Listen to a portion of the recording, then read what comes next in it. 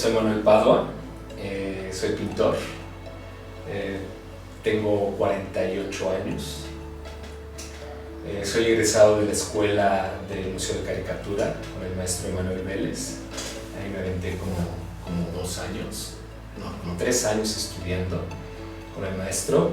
Y bueno, ¿cómo empezó todo esto? Pues desde chavo, ¿no? Desde chavo siempre con mis hermanos, con mi hermano mayor que nos sentaba en la mesa a pintar, a dibujar principalmente. Yo dibujaba porteros, me encantaba, era muy repetitivo con una figura de un portero. Pero él dibujaba más como de Walt Disney y hacíamos de repente al Hombre Araña, personajes así. Y de ahí como que empezó ese gusto. O yo no sé si ya existía, ¿no? Hablemos de talentos, hablemos de genética.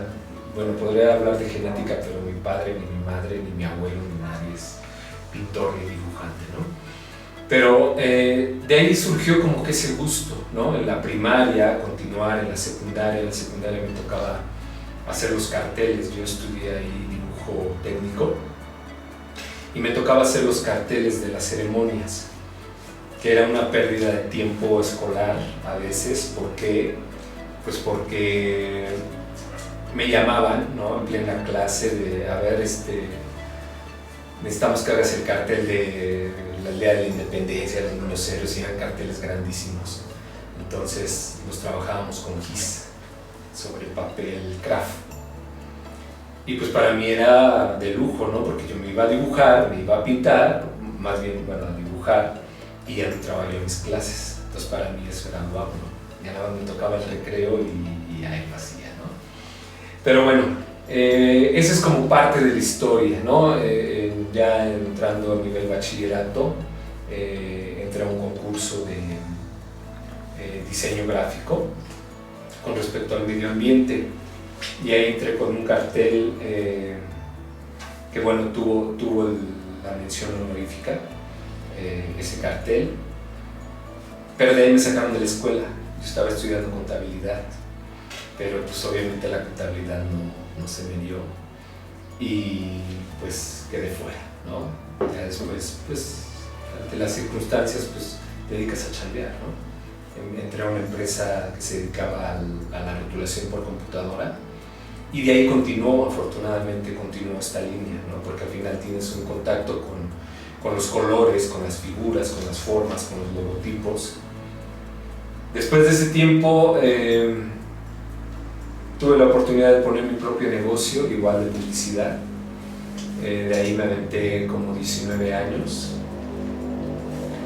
Después ocurre un deceso muy importante en mi vida que me llevó a cambiar todo, a cambiar el horizonte, a cambiar la línea. Después de haber yo estudiado la pintura, yo dije, pues, ¿cuándo la voy a practicar, no? Y siempre era de, pues voy a pintar, pero tengo que trabajar. Entonces de repente yo dibujaba o pintaba en las madrugadas. Entonces ya de ahí levántate temprano, a dejar a la hija a la escuela, vete a chambear, y entonces ya era un desgaste fuerte, ¿no? Para mí. Cuando ocurre todo esto, bueno, pues entonces digo, ¿qué voy a hacer de mi vida, no? Porque al final el negocio era familiar, era un punto en el cual teníamos que seguir, para mí era o juntos o no juntos, ¿no? Pues cuando ocurre esto, pues me dedico a pintar. Dije, me voy a dedicar a pintar. Junté a toda mi familia y les dije, ¿saben qué? Me voy a dedicar a la pintura. Afortunadamente el apoyo, ¿no? Y si no hubieran apoyado, pues no me hubiera importado, ¿no? Esa era la línea que yo quería. Y empecé con los rostros. A mí me gusta mucho pintar los rostros, dibujar los rostros. Siempre con base en los íconos de la historia, ¿no? ¿Por qué? Pues porque al final fueron parte importante de mi vida, ¿no? Desde chavo, con mi papá, con el cine, con la música, con mi mamá, con mis hermanos. Obviamente ya después los amigos, entras en una parte musical y te vuelves hasta cierto punto un melómano, ¿no? Me encanta la música, me encanta el rock, y de ahí fue como empecé con eso.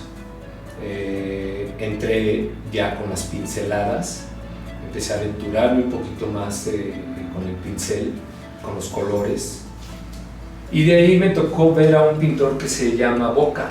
Boca es un pintor pues totalmente abstracto. Él igual realiza pintura de personajes, de íconos de la historia del mundo, pero siempre con un sentido abstracto, con un sentido de color más o menos como esto, ¿no? Y que para mí fue una inspiración, principalmente su modo de vida, ¿no? Porque para mí me encantaba su modo de vida. Entonces lo ves como reflejado, como que dices, esto, la continuación es esto, ¿no? O puedes alternar todo eso. Entonces a mí me encantó esa línea. Y de ahí empecé a trabajar con el color. Obviamente, de mis primeras exposiciones fue en blanco y negro. Mi vida estaba gris, mi vida era así. Después ya entro en esta línea de color. Ahorita puedo considerar que la línea que estoy trabajando, continúo con el retratismo. Hay un poquito más de abstracto con respecto a los fondos, con respecto a de repente en alguna parte del rostro, ¿no? Puede haber una parte del rostro que tenga como el tono piel, pero después le meto otro color, ¿no? Entonces ahí es como viene los debrayes, ¿no? Ya después figuras, formas, el aviento, pintura, lo que va sucediendo en el momento, ¿no? A veces pongo la música de quien estoy pintando como para encontrar algo, ¿no? Como si encontrara la verdad pero no encuentro nada, la verdad no encuentro nada. Simplemente es tu estado de ánimo el que habla, ¿no? O sea, a lo mejor andas medio guacho, pues se ve reflejado en los colores, se ve reflejado incluso en las pinceladas, ¿no? ¿Por qué? Porque las pinceladas pueden ser tediosas, fastidiosas, ¿no? Y a veces cuando el pincel se vicia, ya no da más y tienes que dejar todo. Ya al otro día vendrás renovado, bañadito, con cafecito, y entonces empezarás otra vez.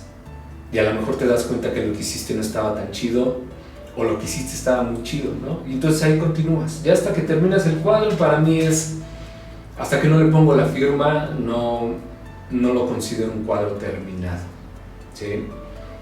Que después ocurre el hecho de, le hubiera hecho esto, le hubiera hecho lo otro, o me hubiera gustado esto, o me encuentro con cuadros que he llegado a vender y que los veo en otros espacios y digo, wow, está muy chido, ¿no? Entonces, eso ha sido parte de mi historia con respecto de repente viendo la tele, escuchando música, ahí es donde digo, voy a pintar a fulanito o menganito, ¿no? Dependiendo de lo que esté viendo.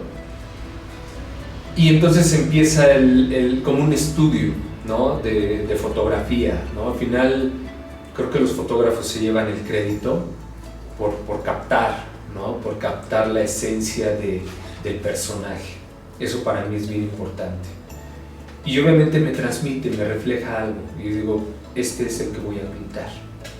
Después de ahí ya surge la parte de, obviamente ya dibujado, te enfrentas con ese lienzo pues prácticamente en blanco, ¿no? Aunque tiene la figura ahí, te encuentras con un lienzo en blanco y es empezar. A veces el punto es agarrar el pincel y aventar la primer pincelada. Una vez que avientas la primer pincelada, de ahí te conectas, ¿no? Pues al final son mis gustos, ¿no? Es algo que yo quiero hacer. Tampoco soy rebelde, ¿no? Tampoco digo, pues lo voy a dibujar en un plano de rebeldía mía, tratando de hacerlo ver mal, nunca. Al contrario, siempre voy a buscar la parte favorable, ¿no? Para ambos, ¿no? Buscar que se vea bien. Entonces, por lo mismo no me genero ninguna responsabilidad, me siento al contrario libre para poder trabajarlo.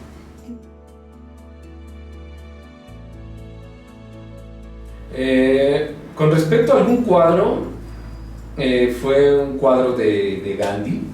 Bueno, resultó después Gandhi.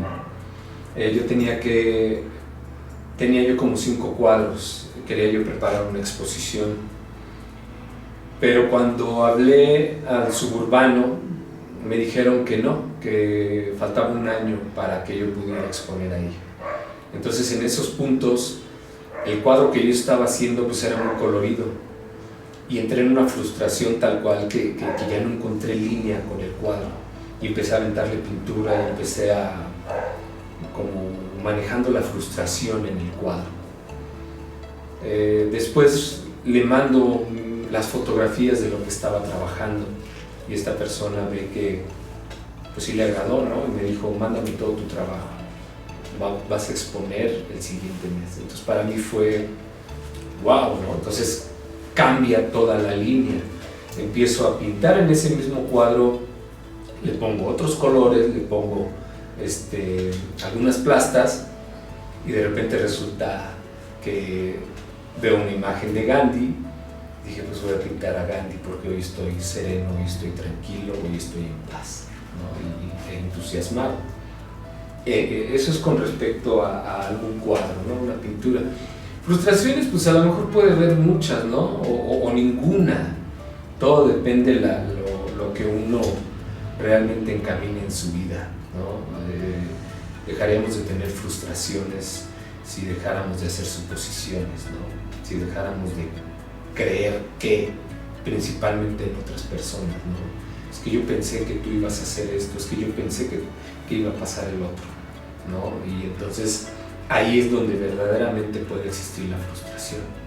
Pero si tú te encaminas a la línea de lo que eres, de que si está en tus manos hacer las cosas, pues entonces en automático saldrán, entonces difícilmente va a haber frustración en tu vida.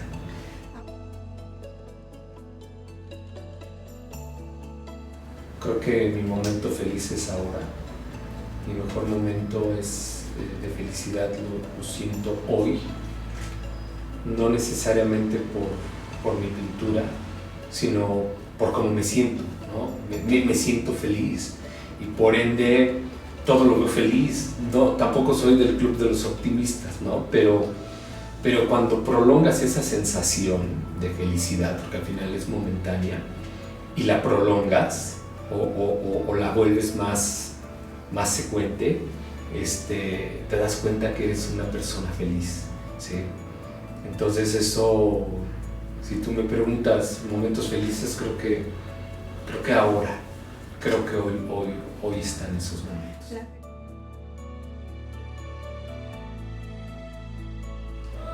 La moda pareciera que no, o muchos considerarían que no, pero es arte también, ¿no?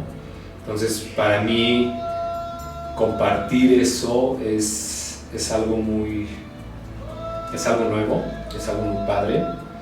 Creo que mi trabajo lo requiere también, abrir esos panoramas, encontrarte con nueva gente, encontrarte con gente que puede ser hacia otra línea, ¿vale? No digo más porque no digo más.